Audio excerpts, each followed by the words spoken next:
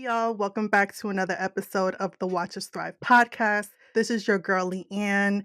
I am so honored and so excited for this week's guest. We have an OG when it comes to the coaching world, Wendy Amara. Thank you so much for being here today. I'm honored that you agreed to come on and share a little bit about you and your story on the show. Yes. Well, thank you so much, Leanne, for having me. I'm excited to be here. I see you as a woman who's really doing what I call the work, which is the courage to look in the mirror and work on yourself over and over again. And that's what I see you doing with Watch Us Thrive. So I'm thrilled and excited and honored to be here. Stop it. She's making me blush, guys. Stop it. Stop it. This is about you, not me. No, but thank you so much for agreeing to come on. I'm really excited to have you here because, like I said, you have been in the coaching world for a very long time before it got trendy, before everyone decided that they wanted to be a coach. And I'm really just excited to have you share more about you and your story, and of course, get some nuggets from you because, like I said, she's been doing this work, y'all. So I'm going to get some really good nuggets out of her. But before we get into that, I want to know about Wendy before. I want to talk about Wendy prior to you becoming the successful business owner, entrepreneur, before you decided to do your own work. I know you talked about how you were diagnosed with some mental health issues in your 20s and how that really pivoted you to becoming the woman that you are today. So let's take a step back and tell my audience what did life look like for you prior to becoming the badass woman that you are today? Thank you. That's a great question. Yes. What did life look like? In my teens and early 20s, life looked like a lot of chaos and confusion. Snap to that if you can relate, y'all. Yes.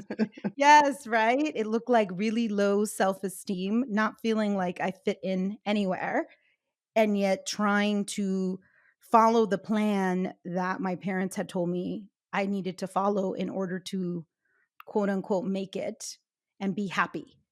And so I thought, well, if I got to do this thing that they're telling me I got to do, I got to get good grades and go to college and get a good job, and then I'll be happy. And none of that worked out for me. So in my teens, I found myself dealing with bullying. I was bullied a lot. Now I know some of what was happening with me was an actual like metabolic disorder that I don't really talk about much. It was like an energy disorder. I just don't have the same amount of energy as normal people have physically. It has something to do with the way my body processes food into energy. My daughter, when I had my daughter years later, it came up in one of her genetic tests that this was coming from mitochondrial DNA that comes from mom. So we discovered it that it's like a genetic thing. But at the time, I wasn't diagnosed with that because when I was born in the 1970s, they didn't test for some of that stuff. So people just thought I was lazy. My mom thought I was lazy. My dad thought I was lazy. And they both came from really hardworking parents. From my parents came from Guatemala many years ago in the 1970s. And their mindset around work was work hard, get a good job, and then you build the American dream. And it was all about safety, stability, like really working your butt off and getting good grades and, doing the American dream thing. And they ended up buying a house and everything. Like they actually did build their American dream. But that wasn't working for me. And I kept trying to fit in. I kept trying to figure out how to like make it so that I could be like everybody else. And I felt like I had to look like everybody else. And that caused me a lot of distress because it never worked out. I just wasn't like everybody else. And then the bullying started. The bullying started in junior high. You know how you have like the one friend in the popular group, but it's the one friend that everybody picks on? That was me. There was a word that we would call it. Basically, you were making fun of the little person or the person who wasn't as with it or smart or quick witted or streetwise or whatever. And that was me. I was the one in the group that always fell for. And one person in particular, I remember at the time, of course, I didn't know I was getting bullied. I thought they were all my friends. So it was difficult for me to acknowledge later on in life that, oh, no, these people were not your friends. And I felt also an obligation to be friends with some of them because our parents were friends and our parents knew each other and they knew each other from the same barrio back in Guatemala, like the same city in Guatemala. So I just felt like this deep connection to needing to create these friendships with people that I probably wouldn't have been friends with had I just been on my own. So I kept trying to fit in, and that is what eventually caused me to have, I think, a couple of mental health breakdowns, couple of depression states. I mean, depression, like, we're talking about depressed where you can't get out of bed for 5 days and you can't even take a shower, like serious depression. So depressed that I myself booked an appointment with the therapist and walked to like the nearest free clinic where you could get kind of free therapy or therapy that was paid by scale, right? So you could pay as much as you could or whatever. It just because I was scaring myself because I would go through these bouts of just feeling really depressed and not wanting to go to school, and then I would come out of those bouts, and what I would do to make up for it is I would pull an all-nighter and finish all my assignments and stay up for 3 days in a row and work, work, work, or whatever it was. And then this became a pattern in my life up until my mid-20s. So you can imagine it's probably 10 years from the time I was 15 to the time I was about 23 or 24, so maybe a little under 10 years of dealing with serious bouts of depression and then coming out of it and going into this like manic state. At one point, I was diagnosed with bipolar and given medication for that because my behavior seemed to follow that pattern of behavior where it was like high highs, low lows, high highs, low lows. Yeah. Ooh, that was a scary time for me. Scary and a time of real discovery for me in wanting. That's what started the journey. So the journey for me was about, oh my God, I'm doing everything I'm supposed to do on paper to be happy, but instead I'm more miserable than I've ever have been in my life. And I'm having these bouts of depression where I can't even get out of bed. But then I got to hustle, hustle, hustle and make up for it so I don't get fired or kicked out of school, or so I make sure I graduate or whatever the thing was that I was trying to keep or maintain. I can't live this way. Did you have some sort of like, I like to call it this come to Jesus moment when you realize some shit has got to change? Like I share a lot on my platform about almost losing my life being in an abusive relationship. And that was what really shook me to my core to be like, okay, some things got to give. We need to start making pivots in my life in order to become a more evolved person when it comes to this whole healing journey, personal development. So, what was that like for you? And then lead us into why you decided to become a coach and teach people turning your own pain into your purpose. Yes, thank you so much for that. Ooh, yes, I had a couple of what I would call come to Jesus moments, but the real one that got me was when me and my boyfriend at the time, who I'd been with for like 3 years, we broke up. And the breakup of that relationship broke my spirit in a way that I was like, I felt like I had no identity because he was at least one place that I felt was like a soft space to fall.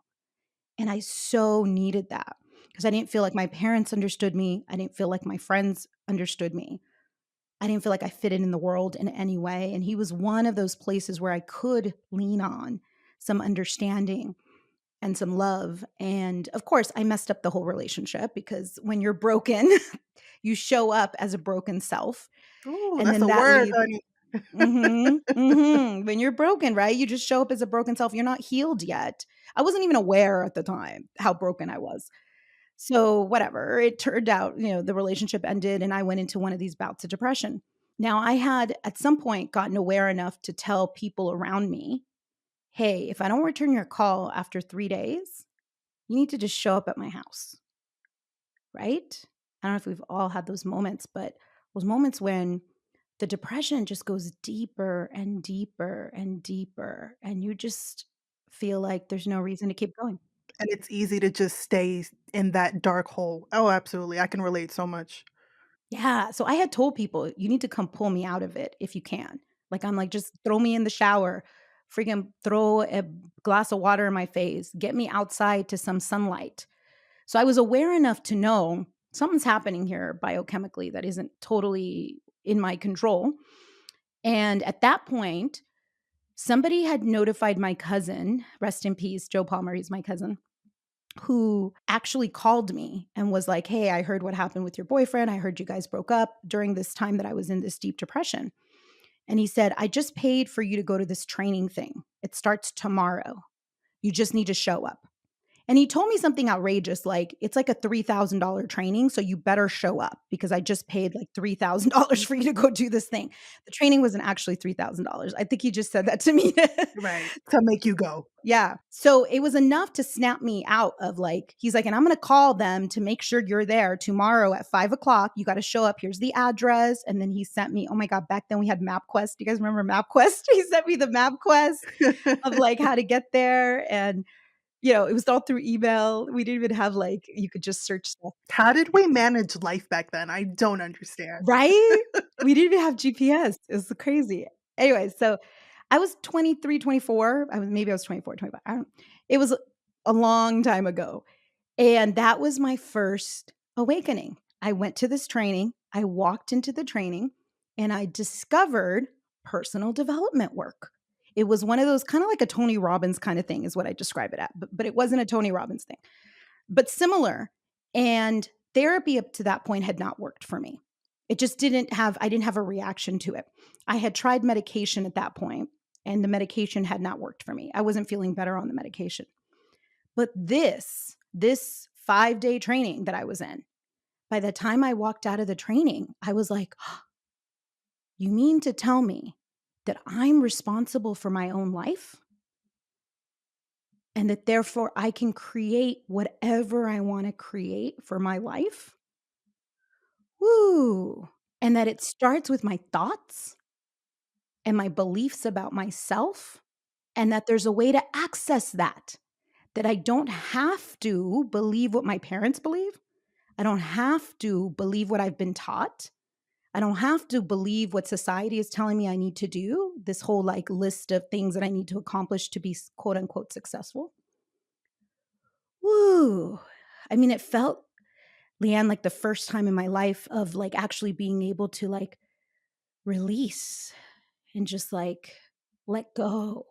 I could only imagine how profound that must have been for you just to know that simply by shifting your mindset, you can absolutely change your life. And I talk about that a lot on the podcast. So if you don't mind sharing, like, what was one piece of advice that you took from that seminar, that 5-day retreat, we'll call it, that really stuck with you that you now implement in your own coaching, especially for women and especially for us Latinas? Because that's something that we struggle with a lot, right? Imposter syndrome, limiting beliefs, getting out of our own way. Talk a little bit more about that. Yeah. So, one of the most profound things that I learned, and I learned it day two, this was 20 years ago. So, 20 years ago is when I walked into this training. Yeah.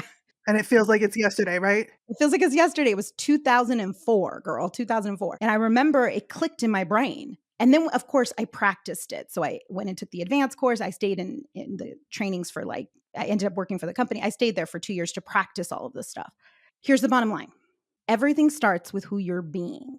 Who you're being, I define. This is kind of the Wendy Latina version for us Latinas. Yes. We love that. Good. So, how I define it as who you're being is your thoughts, your feelings, your beliefs about yourself, right? And your beliefs about yourselves are your thoughts about you that have become feelings in your body that you feel as truth, right? Those are your beliefs about yourself. So, your thoughts, your feelings, your beliefs, your intentions. Ooh, there's a word, intentional. Like, am I being intentional? What's my intention on this podcast? What's my intention in this meeting? What's my intention for today, right? Which brings awareness. And the final one is your vibration, or the frequency at which you're vibrating at. This last one, spiritual healers get really quickly, right? This is all the Reiki healers understand this one, the breath work coaches, because it is about a vibration of frequency. It is about energy. At the end of the day, who you're being is really the energy behind what you say, what you do, how you show up in the world. Everything starts with that. Now, here's the crazy thing: your human brain is going to jump to the doing part. Your human brain is going to try to supersede this being thing. It doesn't want to think about your thoughts, your feelings, your beliefs. It certainly doesn't want to change any of them. It just wants to think of how are we going to reach a goal? How are we going to actually make the thing happen? So when we have a goal, we call it a result, right? A result that you want to achieve. The thing I learned is that everything starts with who you're being. And from that place, from that beingness, then you take action, which is called do. So there's be, do, and then you have the result, which is having the actual thing, the goal that you're trying to reach. It's called be, do, have. And this is what I teach. I teach it in Inspired Action, my group coaching program, and then I teach it in my mastermind at kind of a higher level. Be, do, have. Now, the brain says, do have. Go out and take action and just do, focus on action. So we have to retrain the brain. And it's not just the brain, it's the mind and the spirit. And there's more going on than just what's happening in the brain. But we have to refocus the brain back on, well, what are your thoughts? What are your feelings about that? It makes me think of this one quote. Shout out to Kat Del Carmen. I think you know her. She was in Manifiesta, which my sister Janice from Yo Quiero Dinero, shout out to her too. She was one of the speakers there, and one of the quotes that Kat said on her day was, "Your brain is gonna be an asshole to you." And it's the work that you have to do in order to shift your mindset because, I mean, at the end of the day, it's really trying to protect you, right? But then you have to step in and be like, "You know what? I got this. I can handle this. I understand where you're trying to come from, but I'm gonna do what's right for me in order to create the results that I'm looking for." And sometimes you gotta check yourself and be like, let me get out of my own way." You know what I mean? So, yes, I love that. I love that. Yes, 100%. Everything starts with your thoughts first. And then I always ask, like, and who's that person talking to the brain? So if you're not your brain, right? If you're like, brain, I got this, don't worry. And I like to say your brain is sabotaging you. It's trying to sabotage you. It's like a 6-year-old that just wants the free ice cream at the shop and is throwing a tantrum every other day to get you to pay attention to buy the ice cream or whatever. It's not really thinking about what's best for you in the long run. It's just thinking about survival, survival. That's the hardest part. The hardest part is retraining the brain and then sticking with these new thoughts, these new beliefs, and actually believing now, oh, wait, I am worth more. Oh, wait, I can make that thing happen.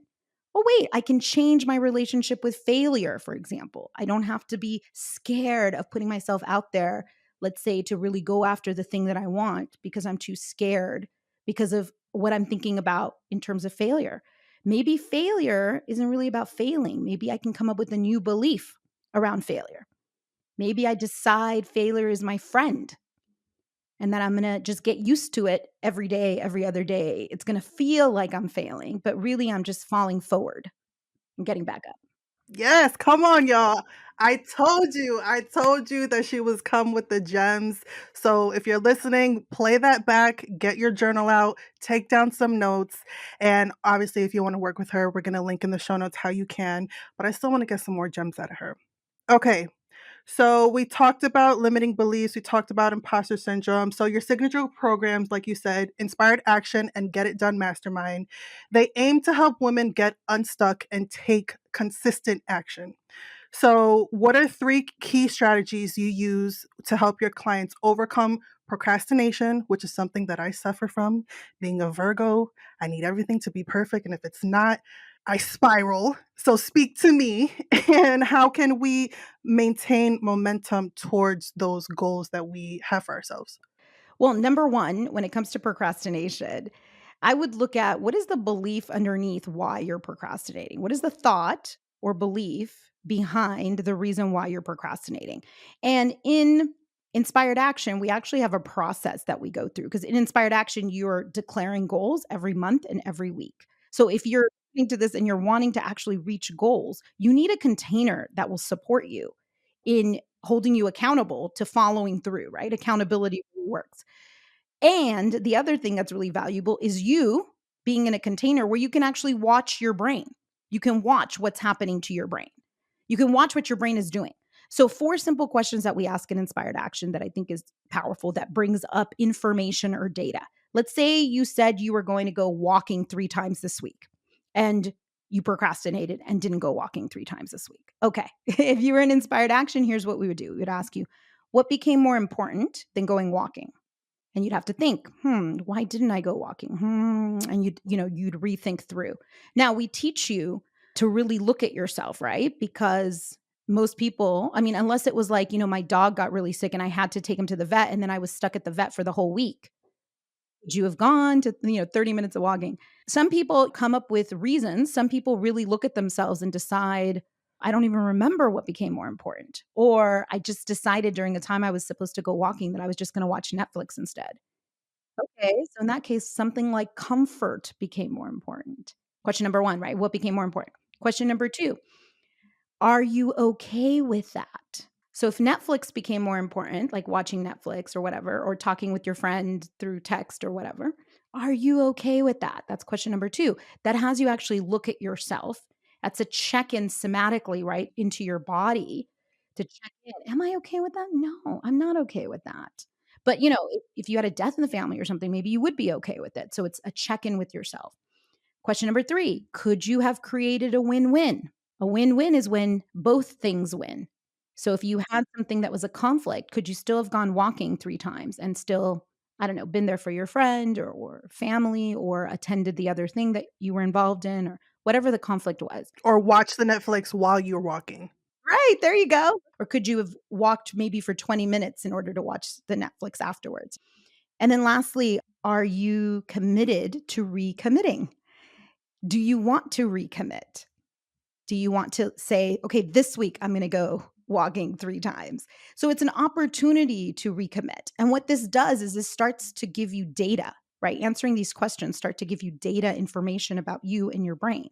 So we start to move ourselves from the place of self beat up. Oh man, I said I was going to go walking 3 times. I didn't do it again. There I go. See, I may, put in the word, right? I'm a loser. I'm stupid. I ain't never going to do it. I keep saying I'm going to do it, but I'm just lying to myself. I'm not really committed. Blah, blah. So we start moving ourselves from that thought process into no, I'm gaining information. I'm gathering data and I'm going to use that data to help me actually move forward, right? So that's one of the things that we do and that I teach in terms of getting over procrastination. Another really powerful tool is something called stimulus management.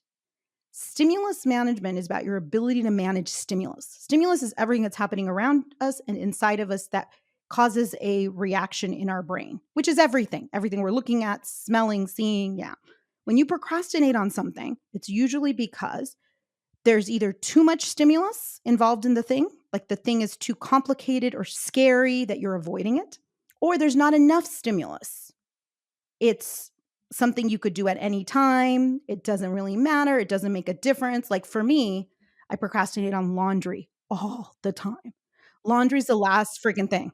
Laundry's like, wait, wait. And I have 3 kids and I still procrastinate on the laundry. Girl, I never get that stuff done because it's boring. It has no impact on the world whatsoever. Yeah, literally. But if you're like, let's go save the world, let's go do a protest march or something, I'm like, I'm there. I'm there. I could do the laundry later. Because that has stimulus for me that stimulates my brain. So learning how to manage that stimulus, and the cool thing with stimulus is you can learn to add stimulus when you need it. Like if you need stimulus, you can actually add it like you add salad dressing to your salad. It's a cool thing to like learn how to do. And it works differently with different people. For some people, stimulus is music, for some people it's movement, for some people it's smells, sound. It just different ways to create stimulus. Getting somebody else involved increases the stimulus. Standing up increases the stimulus. These are all different ways to create more stimulus. So, so good. I knew you were gonna bring so many good nuggets for people to listen to and, honestly for myself too. I'm like, I'm gonna play this back and write this down because she's calling me out on my shit, but I need to hear it. And I know it comes from a place of love. So I just appreciate that so much. Now I want to know, you being a successful entrepreneur, you have a family, how do you balance your personal and your professional life?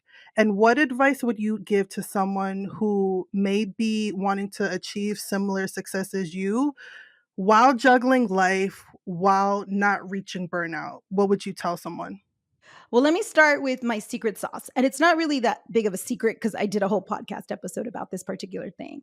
I take a full day off from everything about every 8 to 10 weeks. I'm talking about a full day off, not just from my work and my podcast and my coaching stuff and all that, but from my kids, from my husband, from the house. Like I take a full day to do whatever I feel like doing that is going to rejuvenate me. I take a full day off of social media, off of my phone, and I'll go to the mountains, I'll go to the beach. Sometimes I just stay in bed and watch Netflix all day or whatever. And I found myself needing to take that day off more and more, especially now that my business is growing even more and more. I'm needing more time alone, more time in solitude, more time in nature, actually, less around people and less around things that are going to drain me, even electronics or things like that. A full day off from your life to do whatever you want. That is vital. That is important. Now, taking it consistently is the key, right? Because I talk to women about this all the time and they're like, but that's so hard to do. Like that, I could do that during the summer or I could do that during spring break when the kids are on spring break. But no, That mom guilt that comes up. yeah, the mom guilt, the guilt in general to take time off just for ourselves. Yes, you need it. You need it because as Latinas, especially, we are usually the foundation of the whole freaking family. Our energy, our attitude, our way of being, which is what I talked about, right? Our way of being dictates what happens in the household. We are like the center of gravity. If we're off kilter, if we're not completely centered, then people are going to react to that. That's going to affect our kids. It's going to affect our husbands or partners or whoever else, tias, tios. And then it's going to have a ripple effect in your business. It's going to have a ripple effect at work with your coworkers.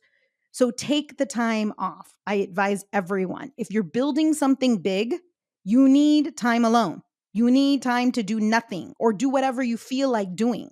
That's the key. Take as much time off as possible. I say that all the time, y'all. You heard it here. It's coming from someone else's mouth. So cliche. Y'all know I love my cliches, but you cannot pour from an empty cup.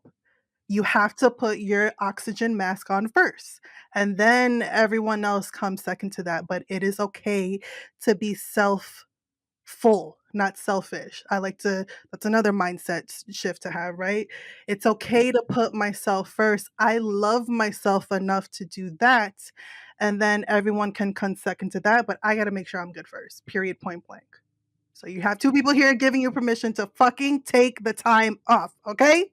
Yes. And if you know you're not going to do it, because here's the thing our brain will say, oh, yeah, I should take the time off. But then to actually schedule it out, get some accountability. I mean, this is part of why I created Inspired Action was for this level of accountability because women were saying, yeah, I'm going to do that, Wendy. Yeah, I'm going to do it. Okay, when? When are you scheduling it? Like literally, as you're watching this right now, you should go grab your calendar or whatever, schedule the day you're going to take off. I schedule it 8 weeks ahead of time. And then I tell everybody.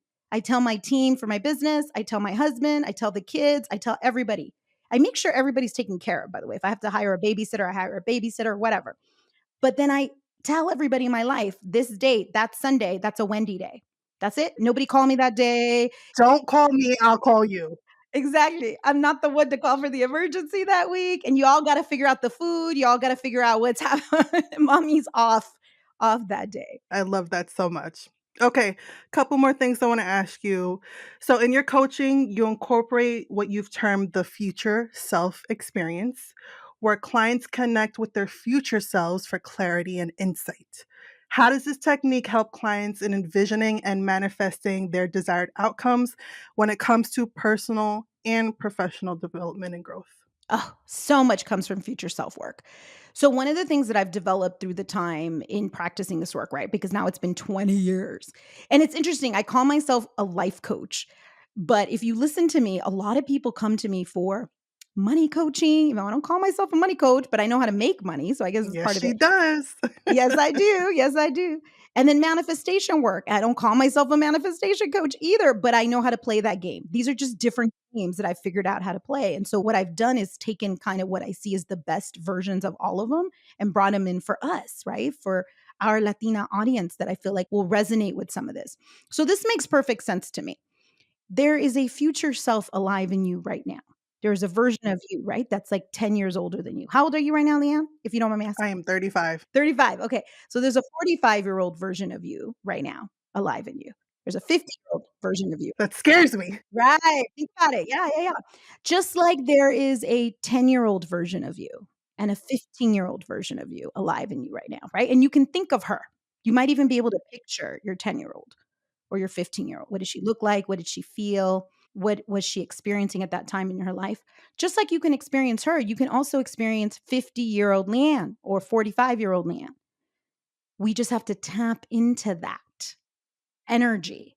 We're co-creating. Here's the great thing with 50-year-old Leanne, you're co-creating her. The version of you right now is co-creating her.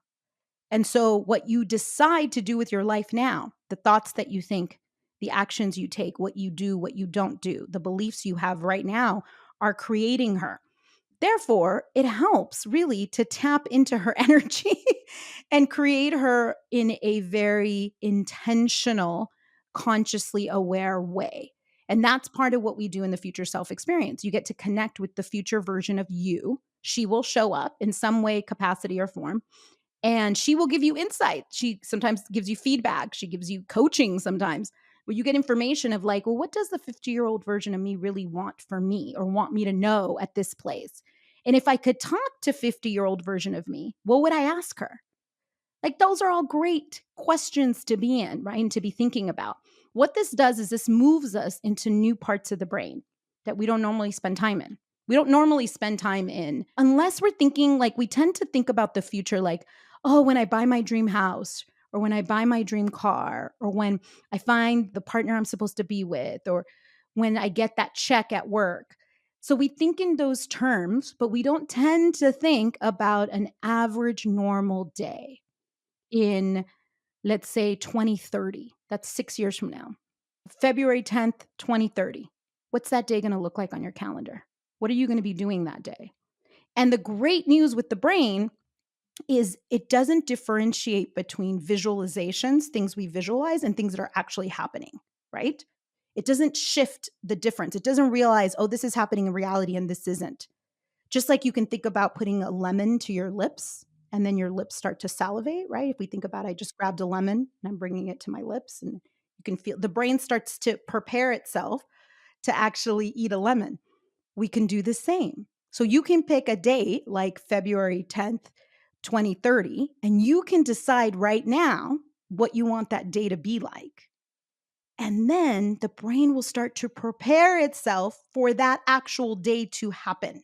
So powerful. That's how powerful our thoughts are and our beliefs are. The power of the mind. Absolutely. Yes. Imagine if you were practicing that every day. Yes. And I'm glad you said that because it is a muscle that you need to work when it comes to the whole personal development, right? Like we think about going to the gym and lifting weights and getting stronger, but you have to do the same when it comes to the mind because for a lot of us, especially Latinas who didn't grow up having these types of conversations, lived in survival mode, we're so used to going to that place, right? So I think it's important for us.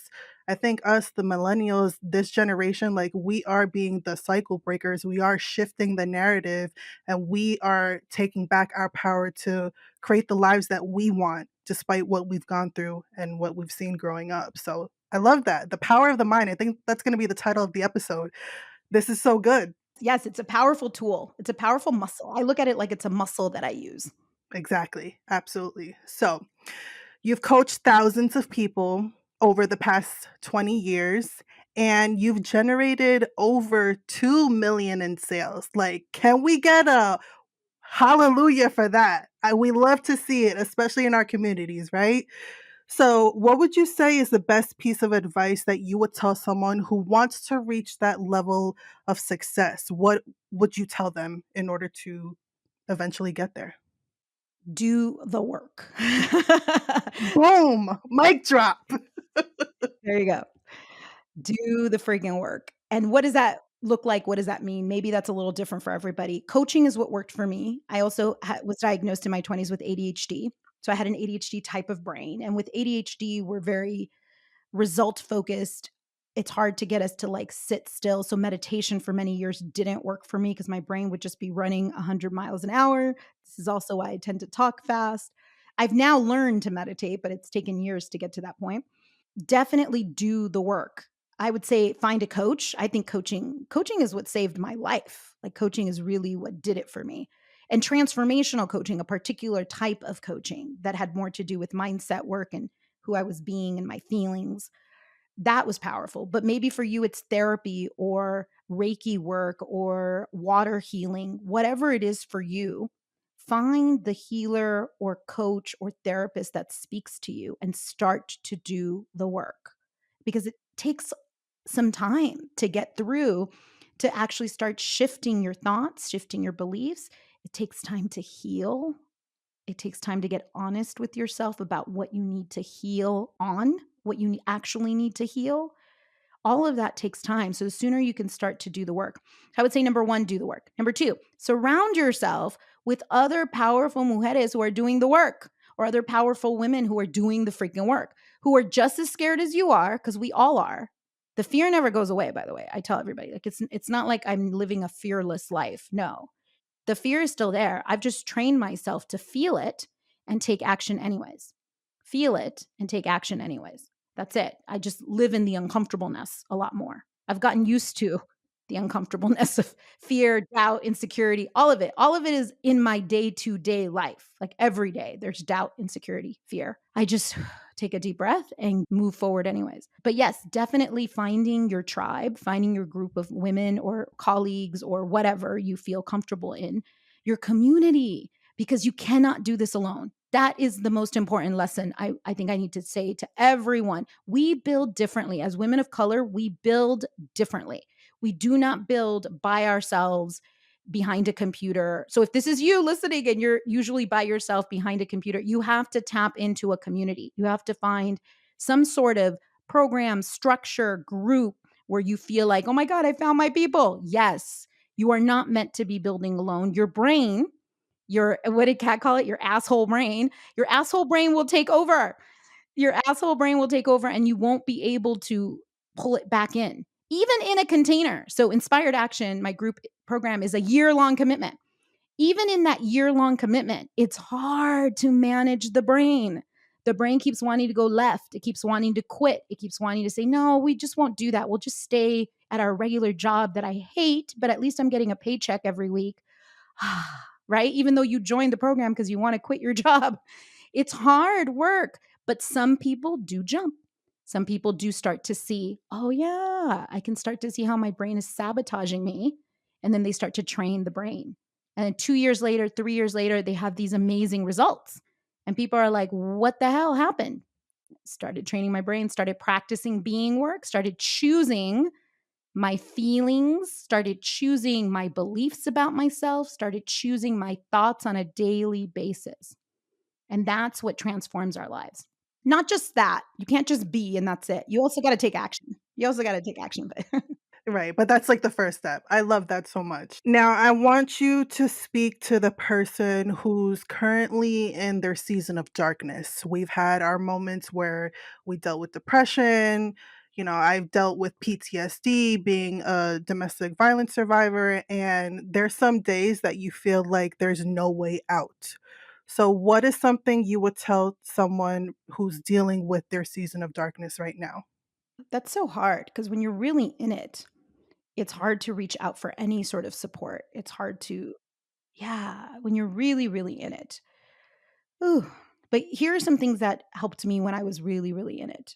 Writing, grabbing a pen and paper and journaling and just pouring out your feelings, pouring out whatever is coming up for you. Ooh, that was a hard one because I would write some horrible things, but I just wanted to like verbally vomit out the thoughts I was having. That are just living up here. Yes, that are just living in your brain and you just want to get them out of your brain, out of your body, really. Music. So certain kinds of music, because some music will also bring you back into the hole. But there are certain songs, right, that just like light us up, that maybe remind us of a time when there was hope or a time when we did feel happy. And there are those moments, we all have those moments. So whatever can open you back up to those moments. Even a song that is about struggle and yet helps you to come out the other side. Because all you're looking for in those moments, and I get if you're in one of those dark spaces right now, listen, all you need is a little bit of hope, little bit of hope. Because there is another side. There is such a beautiful side once you get through it to the other side. There's this beautiful place that you can get to. And I so want to communicate this to so many people that there's this beautiful place of love, self love, and freedom. you can get to, and that's available to all of us. Yes, even you who's like, "It's not available to me." Yes, it is available to you, and I really wish somebody would have told me that in those moments, that this is gonna pass, you're gonna get through to another side, and then someday, you're gonna see things from a whole 'nother perspective. You're gonna see why. You're gonna be like, "You know what, God? I understand. Like, I get it now." I love that perspective. I actually have a little rock that I found. I don't even know. I think it was just God speaking to me. I was going through something and the little rock, let me actually get it so I can show y'all. Oh It's my god, that's so perfect. beautiful because I have a It's couple of so rocks. perfect. Yeah. It Alright. says, I'm gonna put it up to the camera. This too shall pass. Yes. This too And shall I pass. keep this with me. I don't know who made it. It has little decorations on it, but I think that's a really good reminder for anyone who's going through their season of darkness. I get it. We get it. We've been there too. But just know that these moments do not last forever. And there's always, a beautiful rainbow that comes out on the other side of that. Yeah, yeah, and then I would say also do what I did in my 20s, which is let other people know that you have these dark thoughts, that you get into these places where you don't wanna leave the house or you don't leave your room. Let other people know, and not just 1 or 2, like, I would say 5, 6 people, because if one of them doesn't show up, another one will show up, and you can warn them ahead of time, like, "Listen, if I don't return your text by day 3, just knock down my door or, keep calling me or call my mom or whoever to make sure somebody comes and checks in on you because those dark moments can get really dark as they tend to do over time. They go deeper and deeper and deeper. Absolutely. I remember a few weeks ago I was having, so it wasn't too dark, but I wasn't feeling great. And I'm part of a group coaching program as well. And my coach reached out to me. She's like, "You've been quiet. What's going on?" And just that, not even of me having to ask, but having people in my life who care enough to check in, that can completely change the narrative for you. So have at least one person in your life that you can talk to. You can DM me or Wendy. Our DMs are always open. We're willing to support you in any way that we can. And of course, you can work with her. Again, we're going to leave the info in the show notes. But I want to ask you this final question before you plug in how we can work with you. You're on the Watch Us Thrive podcast. So tell me your definition of thriving. Woo! Thriving for me is getting a little bit better. What I mean by better is more towards my growth edge every day. Every day. So growing a little bit more each day, I guess is another way to look at it. Thriving is growing a little bit more each day. Personal growing, right? Growing myself as a human being, managing myself a little bit better, picking better thoughts, moving myself towards beliefs that are better going to serve me a little bit more each day. Yeah, that's what a real thriving life is. Mm, I love that. I love that so much. I love this conversation. I adore you. Thank you so much for coming on here and sharing your wisdom with us. Please plug in how we can follow you, your podcast, how we can work with you, and any last takeaways you want to leave with the people. Yeah, so definitely hit me up on Instagram. It's where I'm available most. You can always send me a DM if you want to know more information. I do offer free introduction sessions if anybody wants to have a talk with me. If any of my story resonated with you, I would love to speak with you. I do have a group coaching program called Inspire to Action. It's only $189 a month. So it's a really easy investment to start practicing some of the work that we just talked about, some of this mindset work. If you know you need accountability, and you want a structured program and a community, right? You're looking for community of other mujeres, entrepreneurs, women of color who are also doing the scary work on themselves every day, then this is a community that you definitely want to be a part of. And you can find more information about Inspired Action on my website. It's one of my group coaching programs. I also have a mastermind that's kind of the next level up, that's a little bit more advanced for students, usually who've done Inspired Action for a little while. I'm also open to speaking with you about the mastermind. And then I have a podcast. I was just giving Leanne like so many flowers for her podcast because you're doing such a great job here. My podcast is Yes Mujer Build It, and we talk about all of this mindset work. So everything I just discussed. I have a podcast on time management. I have a podcast where I tell the story of the two wolves.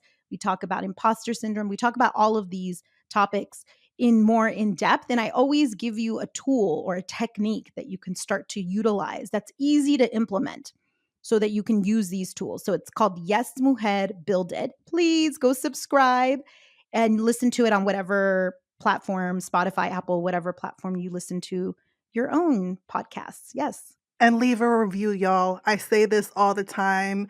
We love the comments, we love the DMs, but us podcasters, we need it in those spaces to boost the algorithm. We hate that word, but we have to work with it, right? So please leave a rating and review. I'm going to link all her info in the show notes once again. Wendy, thank you. I'm honored to have you here. And I'm just so excited to continue being inspired by the work that you do. And thank you for showing up for our community. It's beautiful to see a Latina woman killing it and giving us permission to create the life of our dreams and getting out of our own way and doing the work that you have so graciously done. So thank you. I appreciate you so much. Thank you. Thank you for having me on. Yes, so much love to you, Leanne.